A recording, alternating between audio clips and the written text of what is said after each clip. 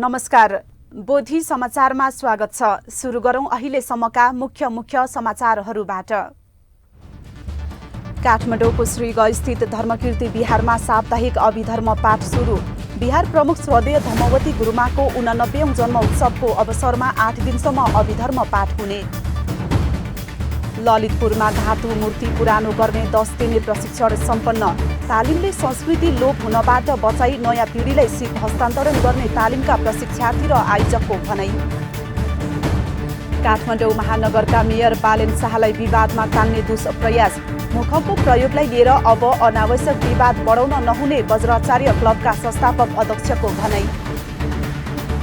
विश्व शान्ति बिहारमा अखिल नेपाल भिक्षु महासङ्घबाट पवित्र महापरित्राण पाठ सम्पन्न। कार्यक्रममा श्रद्धेय बोधिज्ञान महास्थविरको अगुवाईमा सामूहिक बुद्ध पूजा।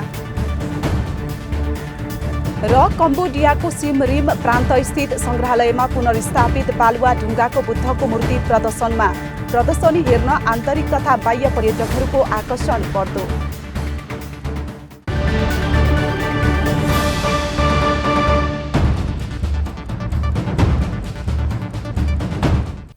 अब समाचार विस्तारमा। काठमाडौँको श्रीगस्थित धर्मकीर्ति बिहारमा साप्ताहिक अभिधर्म पाठ सुरु भएको छ।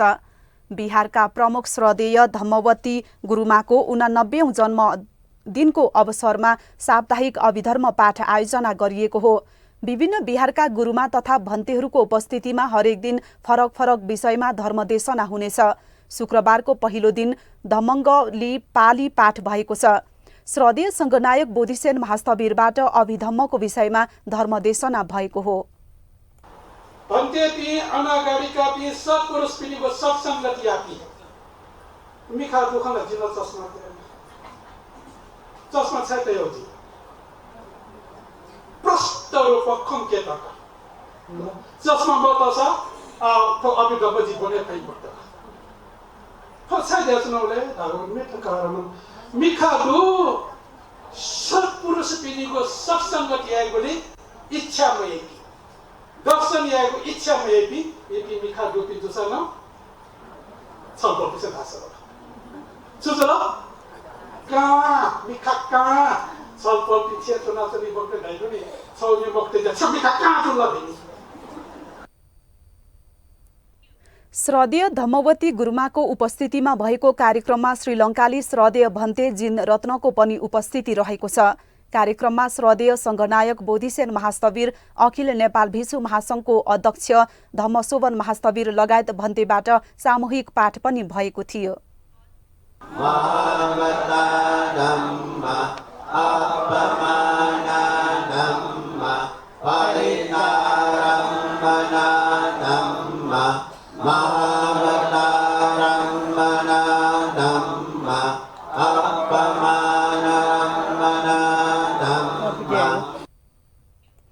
धर्मदेशनापछि श्रद्धेय बोधिसेन महास्थविरलाई चिवर दान गरिएको थियो भने श्रद्धेय भन्तेहरूलाई दान प्रदान गरिएको थियो। श्रद्धेय धम्मवती गुरुमाको जन्मदिनको अवसरमा आयोजित कार्यक्रमको बिहान बोधी टेलिभिजनबाट प्रत्यक्ष प्रसारण गरिएको थियो।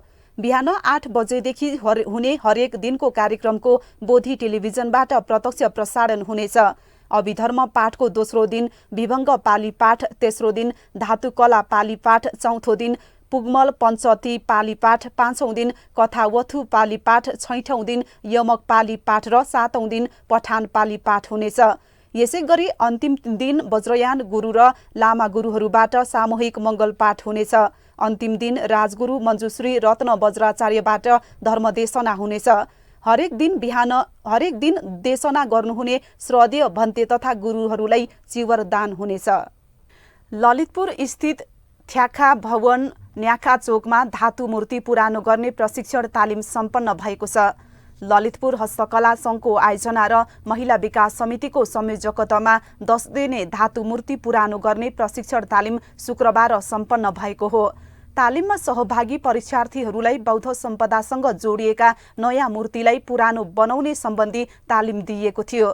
कार्यक्रमका प्रमुख अतिथि हस्तकला विभागका प्रमुख धर्मराज साक्यले प्रशिक्षार्थीहरूलाई प्रमाणपत्र प्रदान गर्नुभयो। निलेश साक्य तालिममा सहभागीहरूले पहिलो पटक यस्तो तालिम लिन पाएकोमा खुसी व्यक्त गरेका छन्।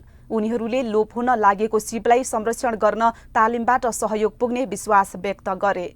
त्यसले गर्दा यो ट्रेनिङ एउटा चाहिँ धेरै वर्ष पछाडि चाहिँ यो सम्बन्धी पहिलोपटक हस्तान्तरण हुँदैछ। अनि यसमा चाहिँ मैले के उद्देश्यले मेरो उद्देश्य के छ भने जुन चाहिँ अहिले हाम्रो व्यापार व्यवसायमा यो एकदमै प्रचलित रूपमा एकदम चल्ने भएको र अनि मैले पनि यसको लागि चाहिँ आफ्नो अब प्रायःले यो नगरिने अरू जस्तो चाहिँ नहुने भएको चाहिँ मैले यो नयाँ आइडियाको लागि चाहिँ मैले यो ट्रेनिङ लिन आएको हो। के अरे नयाँबाट पुरानो बनाउनको लागि नै धेरै स्कोप भइरहेको छ कि बाहिरी विदेशतिर नै धेरै के डिमान्ड नै त्यही के अरे पुरानो मूर्तिहरू हुन्छ नि त विभिन्न थरीको तिनीहरूले डिमान्ड गरिरहेछन् त्यही अनुसारको चाहिँ पूर्ति गराउनको लागि चाहिँ यो प्लेटिना सिकिरहेको छ सबैजनाले अनि त्यसमा म पनि इन्भल्भ भएको हो। कार्यक्रममा ललितपुर हस्तकला संघले प्रमुख अतिथि साक्यलाई मायाको चिनो प्रदान गरेको थियो। कार्यक्रमपछि ललितपुर हस्तकला संघका अध्यक्ष रमेश सिंहले पुर्खाले सिकाएको सिपलाई बचाएर भावी पुस्तालाई हस्तान्तरण गर्न तालिमको आयोजना गरिएको जानकारी दिनुभयो। जति पनि सिपहरू छ हाम्रो पुस्ताहरूले चाहिँ सिपलाई चाहिँ हस्तान्तरण नगरिकन आफू स्वर्ग जाने बेलामा उहाँले चाहिँ आफ्नो सिपलाई पनि आफूसँगै लगिरहेको अवस्था भएको हुँदा हाम्रो ललितपुर हस्तकला संघले चाहिँ यसो किसिमले भएन भनेर हामीले चाहिँ एकदम बुलन्द आवाज उठाउँदै त्यो सिप हस्तान्तरण गर्नुपर्छ भनेर हामीले जोड दिँदै अहिले हाम्रो ललितपुर हस्तकला संघले चाहिँ विभिन्न ट्रेनिङहरू गरिरहेका थियौँ। तालिममा सहभागी 29 जना प्रशिक्षार्थीहरूलाई मूर्तिकारहरू गोपाल श्रेष्ठ र शिवली साक्यले प्रशिक्षण दिनुभएको थियो। बौद्ध सम्पदाले भरिएको ललितपुरमा यस्ता तालिमहरू विभिन्न समयमा हुने गरेका छन्। समाचार अझै बाँकी नै छ, हामीसँगै रहनुहोला।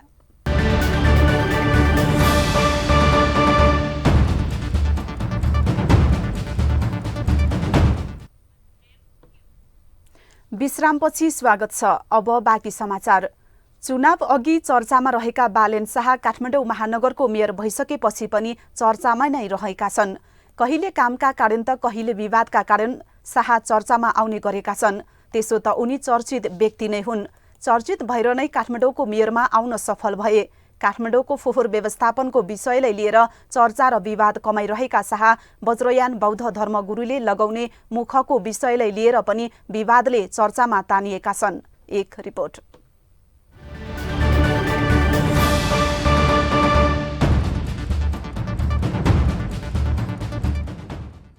मुख वज्रयान बुद्ध धर्म अनुसार गुरुबाट वज्राचार्य अभिषेक पाएपछि गुरुबाट विधिपूर्वक लगाइने एक किसिमको मुकुट हो। आकर्षक शैलीमा पत्थर जोडेर बनाइएकाले यसलाई सर्वसाधारणले बुझिने भाषामा मुकुट भनिए पनि यो मुकुट भने होइन। नेवारी परम्परामा प्रयोग हुने यसलाई नेपाल भाषामा मुख भनिन्छ। दीक्षित वज्रयानका वज्राचार्य गुरुजुहरूले मात्र लगाउने यो पवित्र पञ्चबुद्ध मुख हो। यो बजारमा किन्न पाइन्छ। विदेशीहरूले पनि किनेको देखिन्छ।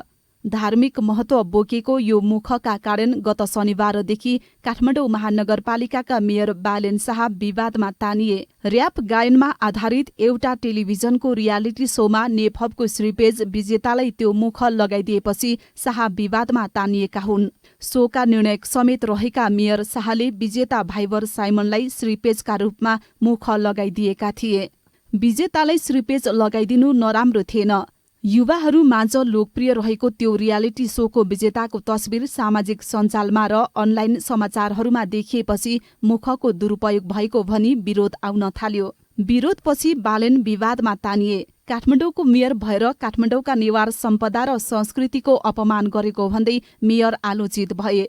वज्रयानी बौद्ध अनुयायी एवं नेवार सभ्यता प्रेमीहरूले विरोध गरे। वज्राचार्य समन्वय परिषदले विरोध स्वरूप वक्तव्य नै जारी गर्यो। सामाजिक सञ्जालको विरोध भूल सुधार गरी सचेत नागरिकलाई सम्मान गर्ने भनिएको कार्यक्रम पनि बिथोलिने गरी विरोध भयो।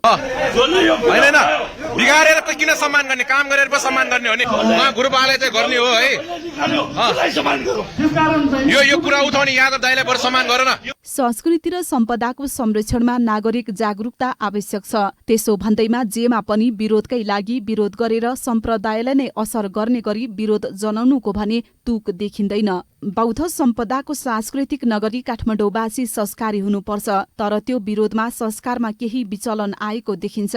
किनभने मेयर बालेन शाह र आयोजक पक्षले मुखको प्रयोग अनजानमा भएको भनेर माफी मागिसकेका थिए। भूल सुधार गरी पाऊँ भनेर हात जोडिसकेका थिए। उनीहरू विधि अनुसार मुख हस्तान्तरण गर्न तयार थिए। वज्राचार्य क्लबको सहजीकरणमा काठमाडौँको छुसेबहाल स्थित गुनाकर महाविहारमा श्रद्धेय गुरु दे थायपा चक्रेश्वर मोतीरत्न वज्राचार्यलाई पञ्चबुद्ध अङ्कित मुख हस्तान्तरण गरिएपछि सबैलाई सम्मान गर्ने कार्यक्रम थियो। काठमाडौँ महानगरपालिकाका मेयर बालेन शाह र नेफपको श्रीपेजका विजेता भाइवर साइमनद्वारा मुख हस्तान्तरण गरिएको कार्यक्रममा हो हल्ला गरियो। अरूको चित्त दुख्ने काम गरियो। आयोजकले अनजानमा भएको गल्तीप्रति माफी मागेपछि कार्यक्रममा श्रद्धेय दे थायपा चक्रेश्वर मोतीरत्न वज्राचार्यले क्षमा दिनुभएपछि विरोध गर्नुहुने थिएन। यति हुँदा पनि संस्कृति बचाउका नाममा विरोधको आवाज उठ्नुलाई कसरी राम्रो मान्न सकिएला र? होइन, खाजा नउराउँदै सबै हाम्रो बालाई उडाइदिउँ होइन, सम्मान चाहिँ नगरौँ है, सम्मान नगरौँ है। बुद्ध धर्ममा अनजानमा गल्ती गर्नुलाई क्षम्य मानिन्छ। गल्ती भएको महसुस गरी सच्याउन माफी माग्नुलाई पुण्य धर्म मानिन्छ। अनि अरूको काममा बाधा पुग्ने गरी अरूको चित्त दुख्ने गरी ठूलो स्वरमा बोल्नुलाई अकुशल काम मानिन्छ। भगवान बुद्धको उपदेशको समेत उल्लङ्घन हुने गरी घटनालाई अनावश्यक बढाइ चढाइ गरी विरोध गर्नु भनेको मूर्खता सिवाय अरू के नै हुन सक्छ र? विवादलाई तन्काएर सम्प्रदायमा वितृष्णा बढाउने दुष्प्रयास कसैबाट हुनु हुँदैन।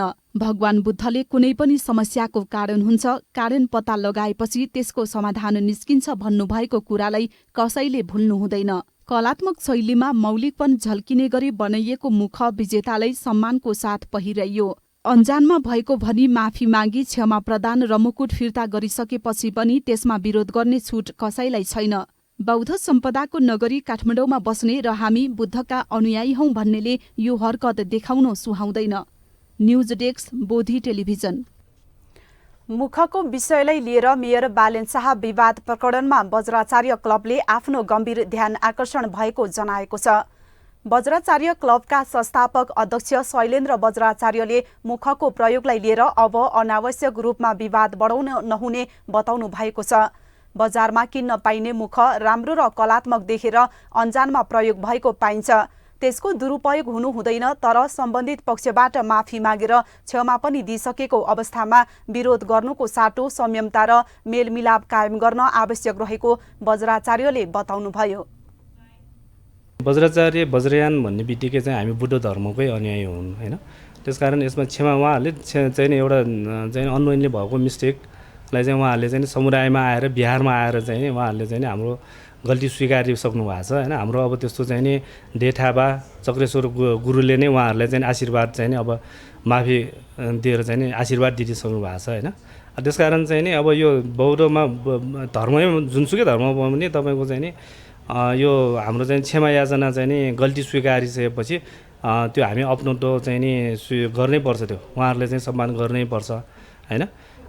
किन भन्दाखेरि त्यो गल्ती स्वीकार्नु नै ठुलो कुरा हो नि त होइन। हामी गल्ती स्वीकारेर क्षमा दिनु नै ठुलो कुरा हो भनेपछि अब सक्यो त होइन। तर चाहिँ बुझ्नुपर्ने कुरा के हो भन्दाखेरि चाहिँ नि धेरै इस्युहरू छन् कि, जस्तै चाहिँ तपाईँको चाहिँ नि अब भन्ने नै हो भने बिहारमा पार्किङ गर्नुहुन्छ कि हुँदैन भन्ने कुराहरू छन् होइन। बिहारमा रेस्टुरेन्ट खोल्ने मिल्छ कि मिल्दैन भन्ने कुराहरू छन्। त्यस्ता धेरै इस्युहरू छन्। अबको दिनमा चाहिँ नि यस्ता सङ्घ संस्थाहरूले चाहिँ नि यो चाहिँ नि समन्वय गरेर यस्तो हटाउन सक्ने किसिमको चाहिँ नि सौहार्दपूर्ण वातावरणमा छलफल गर्दै त्यसरी जाने। संस्थापक अध्यक्ष वज्राचार्यले घटनापछि आफूहरूले मेयर बालेन शाह र आयोजक सबै पक्षसँग कुरा गर्दा घटना अनजानमै भएको स्पष्ट रहेको बताउनुभयो। क्लबको सहजीकरणमा सबै कुरा मिल्दा मिल्दै सम्प्रदायमा असर पर्ने गरी हो हल्ला गर्नुलाई राम्रो मान्न नसकिने बताउनुभयो। उहाँले ऐतिहासिक बिहार र बौद्ध सम्पदाको मौलिकता बचाउनेतर्फ सम्पदा संरक्षण अभियन्ताको ध्यान जानुपर्ने सुझाव पनि दिनुभयो। काठमाडौँ मिन भवनस्थित विश्व शान्ति विहारमा अखिल नेपाल भिक्षु महासङ्घबाट पवित्र महापरित्राण पाठ सम्पन्न भएको छ। काठमाडौँ नयाँ बजारमा उपासिका बसुमाया महर्जन तथा परिवारबाट आफ्ना दिवंगत परिवारजनको सम्झनामा पवित्र महापरित्राण पाठ भएको हो। दिवंगत हुनुभएका अनन्त गुडवान बुबा नारा महर्जन, माता पुनमाया महर्जन, दाजु नाराभाइ महर्जन तथा दिदी लक्ष्मीमाया महर्जनको निवारण कामना गर्दै उक्त पवित्र महापरित्राण पाठको आयोजना गरिएको हो। कार्यक्रममा दाता परिवारबाट बुद्ध पूजा सहित बुद्ध मूर्ति सहित परित्राण पुस्तक शिरमा राखी शोभायात्रा गरी मण्डपमा पुर्याइएको थियो।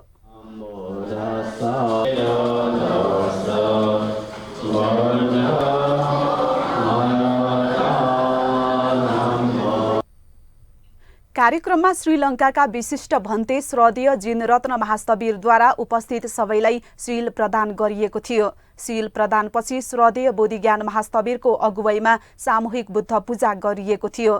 कार्यक्रममा श्रद्धेय निग्रोध महास्तवीरबाट महापरित्राणको महत्व र आजिसंसबारे धर्मदेशना दिनुभएको थियो। बुद्ध जीता ओस पोलं पुसा पिना बिजाओ अठे छकल सुयौ चाहिँ देवता पिनुको अवतार जुया दूत जुया सुदन महाराज कया मामाई देवी कया जुया सिद्धार्थ कुमार 2600 वर्ष वे जन्मे बोडी बिछि सीमा गए ध्यान चना छकल भूतत्व प्राप्त जु हुमक।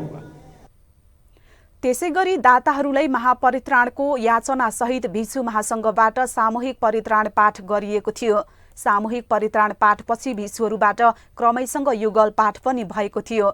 युगल पाठको क्रममा श्रद्धेय पन्यारत्न महास्तवीरबाट धर्मचक्र प्रवर्तन सूत्रबारे धर्मदेशना पनि दिनुभएको थियो।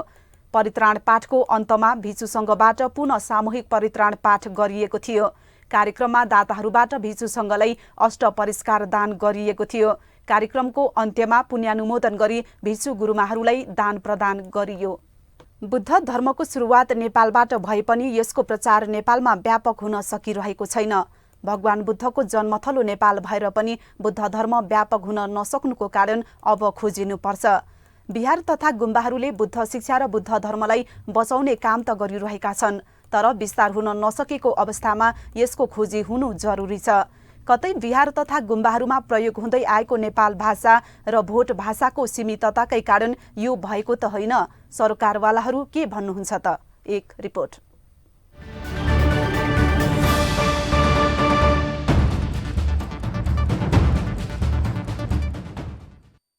नेपालका लागि राष्ट्रिय विभूति भगवान बुद्धको शिक्षा र उपदेश मानव समुदायको लागि अत्यन्तै आवश्यक छ।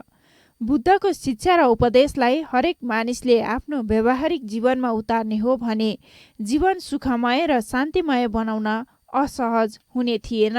बुद्ध शिक्षा र उपदेश फैलाउनको लागि भने विभिन्न ठाउँमा गुम्बा तथा विहार निर्माण भएको छ, तर बुद्धको उपदेश फैलाउनको लागि भने निर्माण भएको विहार तथा गुम्बाहरूमा प्रयोग हुने भाषाले बुद्ध शिक्षाको सर्वसुलभता हुन सकेको देखिँदैन। सीमित भाषाको प्रयोग भएको देखिन्छ। गुम्बामा भए भोट भाषा र थेरवादीहरूको बिहारमा भए पाली र नेपाल भाषाको प्रयोग गरिन्छ। यो भाषा आम मानिसलाई बुझ्न कठिन छ। बुद्धको उपदेश सरल र सजिलो भाषामा हुन सके थप विस्तार हुने देखिन्छ। बुद्धको उपदेश र बुद्धको बारेमा प्रवचन दिँदा पनि नेपाली भाषाको नै प्रयोग भए सबैलाई बुझ्न सहज हुने रत्न पुस्तकालयका अध्यक्ष सजीवमान राणा बताउनुहुन्छ। बुद्ध धर्मको पनि अलि नेवारी भाषामा र अलिअलि नेपाली भाषामा बोल्ने चलन छ। अरू भाषाहरूमा जस्तो हाम्रो विभिन्न जातिका भाषाहरू छन्, ती भाषामा बोल्ने गरियो, त्यो भाषामा चाहिँ प्रवचन दिने गरियो भने अन्य जातिका मानिसहरूले पनि बुझ्न पाउँथे, अन्य भाषाका मान्छेले बुझ्न पाउँथे। र बुद्ध चाहिँ एउटा विश्वकै एउटा विश्व मानव भइसकेको छ, नेपालको एउटा ज्योतिको रूपमा रहेको छ, विश्वमा एउटा शान्ति फैलाएको छ र विश्वमा कैयन मुलुकहरू बुद्ध धर्मावलम्बी भएका छन्।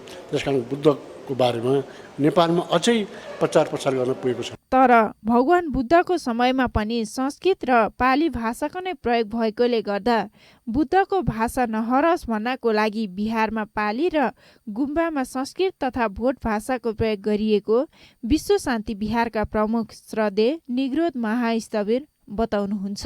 पुस्तक आरूढ भएका पनि बुद्धले बताउनु भएको भानुवारहरू सबै सूत्रहरू पाली भाषामै भएको हुनाले बुद्धले प्रयोग गर्नुभएको भाषालाई चाहिँ जीवन्त बनाइराख्नुको लागि पनि प्रयोग भएको पाइन्छ। त्यसो भनेर मङ्गल कामना विनय कर्म गर्दा बिहान बेलुका पाठहरू गर्दा दीक्षा लिँदा चाहिँ पाली भाषाको प्रयोग हुन्छ। तर अहिले बिहारहरूमा पनि जनमानसले बुझ्ने गरी नै अहिले नेपाल भाषा अङ्ग्रेजीमा जुन बहुसङ्ख्या जति छ त्यही अनुसार नै भाषा प्रयोग गरिन्छ। भगवान बुद्ध नेपालमा जन्मनुभयो, विश्वको मानिसमा प्रभावशील व्यक्ति हुन पुग्नुभयो। भगवान बुद्धलाई विश्वको मानिसले सम्मानको साथ हेर्ने गर्दछन्। तर बुद्धले दिनुभएको देशना हरेक मानिसले बुझ्न सक्ने बनाउन बुद्धको उपदेशलाई विविध भाषामा प्रकाशन र प्रवचनहरूमा सबैले बुझ्ने भाषा प्रयोग गर्दा नतिजा राम्रो दिने देखिन्छ। यसो हुन सके बिहार र गुम्बा निश्चित सम्प्रदाय र भाषा प्रयोग गर्नेको मात्र होइन भन्ने बुझिन्छ। त्यसपछि बिहार र गुम्बामा अन्य गौर बुद्धिस्टहरू पनि पुगी अनुयायी बन्ने आशा गर्न सकिन्छ। क्यामेरामा केदार महर्जनको साथमा सङ्गीता घिमिरे, बोधी टेलिभिजन, काठमाडौँ। अब अन्तर्राष्ट्रिय समाचार।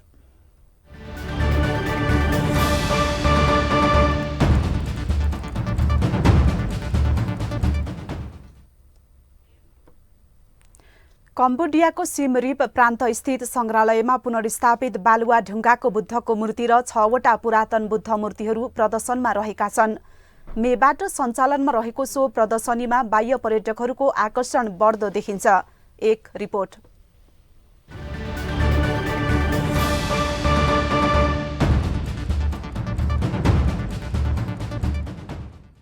कम्बोडियाको उत्तर पश्चिमी सिम रिप प्रान्त स्थित प्रिह नोरोडोम सिहानुक अङ्कोर संग्रहालयमा पुनर्स्थापित बुद्धका मूर्तिहरू प्रदर्शनमा राखिएका हुन्। प्रदर्शनीमा बुद्धको खुट्टाको मूर्ति र 6वटा पुरातन बुद्ध मूर्तिहरू रहेका छन्।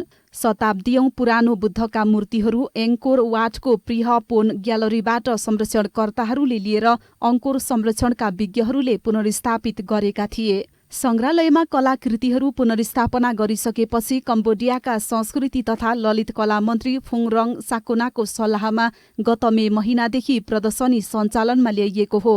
प्रिह नोरोडोम सिहानुक अङ्कोर संग्रहालयले संग्रहालयमा प्रदर्शनका लागि अङ्कोर संरक्षणबाट मूर्तिहरू प्राप्त गरेको यो पहिलो पटक हो। सन् 1906 को पुरानो कागजातका तस्बिरहरू मार्फत यी मूर्तिहरूलाई अङ्कोर वाटको प्रिह पोन ग्यालरीमा रहेको बुद्धको खुट्टाको मूर्ति लगायत अन्य मूर्तिहरूसँग मिसाएको देख्न सकिन्छ। दक्षिण पूर्वी एसियाली देशको सबैभन्दा लोकप्रिय पर्यटक गन्तव्य सिएम रिप प्रान्त अङ्कोर पुरातात्विक पार्कको घर हो। सन् 1992 देखि संयुक्त राष्ट्र संघीय शैक्षिक, वैज्ञानिक तथा सांस्कृतिक संगठन युनेस्कोले यसलाई विश्व सम्पदा सूचीमा अंकित गरेको हो। त्यसयता यो आन्तरिक तथा बाह्य पर्यटकहरूको लागि आकर्षणको केन्द्र बन्दै आएको छ। हरियालीका बीच शान्त ठाउँमा रहेकाले पनि त्यहाँ पुग्न पर्यटकहरू उत्सुक हुन्छन्। अङ्कोर पुरातात्विक निकुञ्जले 2019मा 22 लाख अन्तर्राष्ट्रिय पर्यटकहरूलाई आकर्षित गरेको थियो। त्यसबाट लाखौं डलर आमदामी पनि गरेको थियो। कोरोना महामारीपछि पर्यटकको संख्या बिस्तारै घट्दै गए पनि आकर्षण भने घट्न सकेको छैन। बौद्ध मूर्ति हेर्न काटिएको टिकट बिक्रीबाट 49 मिलियन अमेरिकी डलर राजस्व सङ्कलन भएको आधिकारिक तथ्याङ्कले देखाएको छ। एजेन्सीको सहयोगमा न्युज डेस्क, बोधी टेलिभिजन। हामी समाचारको अन्त्यमा आइपुगेका छौं। बिदा हुनु अघि मुख्य समाचार पुनः एकपटक। काठमाडौँको श्रीगढ स्थित धर्मकीर्ति बिहारमा साप्ताहिक अभिधर्म पाठ सुरु। बिहार प्रमुख श्रद्धेय धर्मवती गुरुमाको 89औं जन्म उत्सवको अवसरमा 8 दिनसम्म अभिधर्म पाठ हुने। ललितपुरमा धातु मूर्ति पुरानो गर्ने 10 दिने प्रशिक्षण सम्पन्न।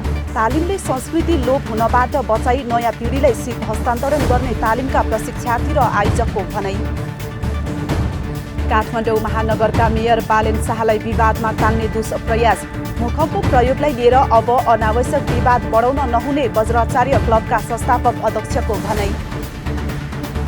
विश्व शान्ति बिहारमा अखिल नेपाल भिक्षु महासंघबाट पवित्र महापरित्राण पाठ सम्पन्न।